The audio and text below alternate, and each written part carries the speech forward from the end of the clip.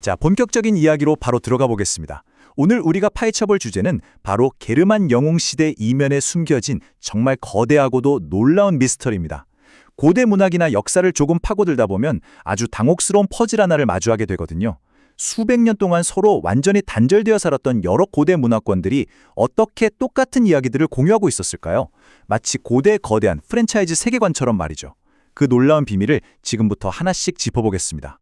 여기서 아주 결정적이고 흥미로운 역사적 미스테리가 등장합니다. 완전히 고립되어 있던 고대 문화권들이 왜 자기 동네의 왕이나 족장이 아니라 바다 건너 전혀 다른 나라의 똑같은 영웅들에게 그토록 집착했을까요? 베올프를 쓴 영국의 시인들과 에다르 지은 북유럽의 음유 시인들은 서로 연락을 주고받은 것도 아닌데 말이죠. 도대체 왜 그랬을지 한번 같이 고민해보자고요. 영국의 베어울프, 북유럽의 에다, 독일의 니벨룽겐의 노예 같은 고대 문헌들을 쭉 펼쳐놓고 보면요. 이게 진짜 고대 버전의 공유된 시네마틱 유니버스라는 걸 알 수 있습니다. 캐릭터들이 국경을 아주 자유롭게 넘나들면서 여기저기 크로스오버로 등장하거든요. 우리가 잘 아는 지크프리트부터 아틀라로 불리는 아틸라까지 이 영웅들은 방대한 문학 세계관 안에서 완전히 하나로 촘촘하게 연결되어 있었습니다. 그러니까 여기서 제일 중요한 포인트는 당시 시인들에게 국경이라는 개념은 아무런 의미가 없었다는 겁니다. 정말 재밌는 건 초기 영시들을 보면 자국의 영국 인물들은 완전히 찬밥 신세였어요. 다들 신경도 안 썼죠.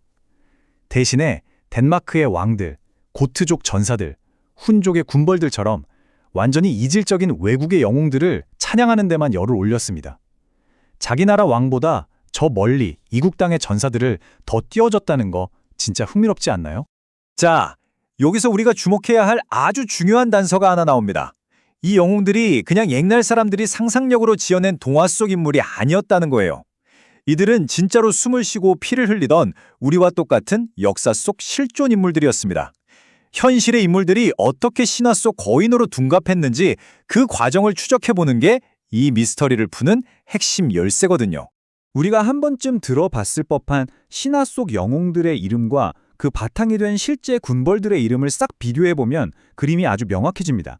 신화 속 아틀라는 바로 그 악명 높은 훈족의 아틸라였고요. 구스헤레는 부르군투족의 왕 군디카리우스, 테우드릭은 이탈리아를 호령했던 동구투족의 테우드릭이었습니다. 현실에 피도 눈물도 없던 군주들이 시간이 지나면서 전설적인 초인으로 포장돼서 시인들의 입에 오르내렸던 거죠. 우리가 이걸 아마 그랬을 거다가 아니라 확실한 팩트라고 말할 수 있는 이유가 있습니다. 바로 동시대 로마와 프랑크족 역사가들이 남긴 생생한 기록들 때문이죠. 435년에 있었던 부르군트 왕의 처참한 패배, 453년 아틸라의 죽음, 그리고 520년경 히겔라의 무모했던 원정까지. 이 모든 게 단순한 신화적 상상력이 아니라 역사책에 명백히 기록된 실제 사건들이었다는 겁니다. 근데요, 여기서부터 이야기가 갑자기 미궁 속으로 빠집니다. 이 모든 문화를 하나로 묶어주는 보이지 않는 아주 엄격한 시간의 벽 같은 게 존재하거든요. 수많은 이야기가 유럽 전역에서 전해져 내려오지만 그 배경이 되는 시대는 절대 무한하지 않습니다.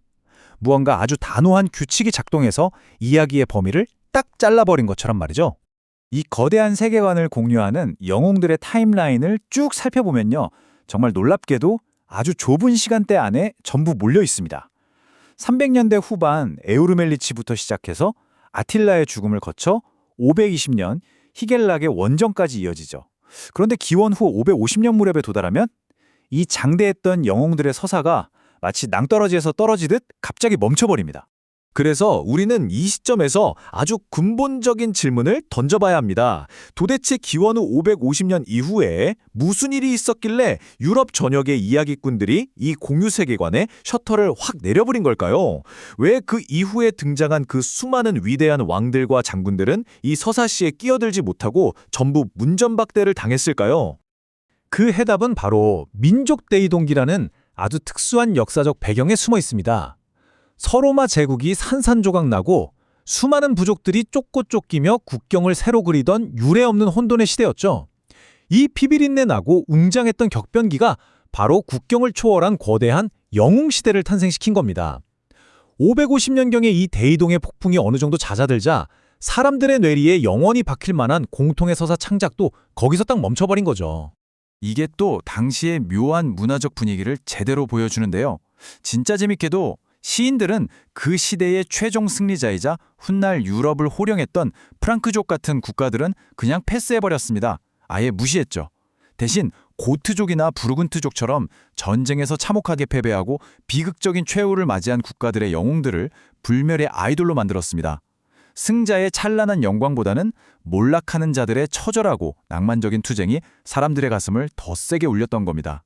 자, 그럼 여기서 또 다른 엄청난 의문이 생기죠.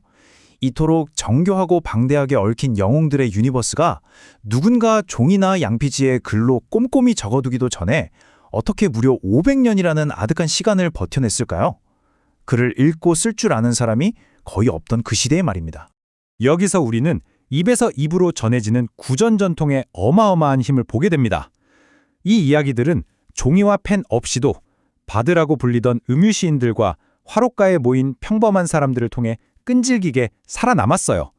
당시 북유럽에서는 로마 알파벳이 아예 쓰이지도 않았는데 수많은 국경이 바뀌고 심지어 사람들이 믿는 신이 이교도에서 기독교로 바뀌는 대혼란 속에서도 이 영웅담만큼은 사람들의 입을 통해 고스란히 보존된 겁니다.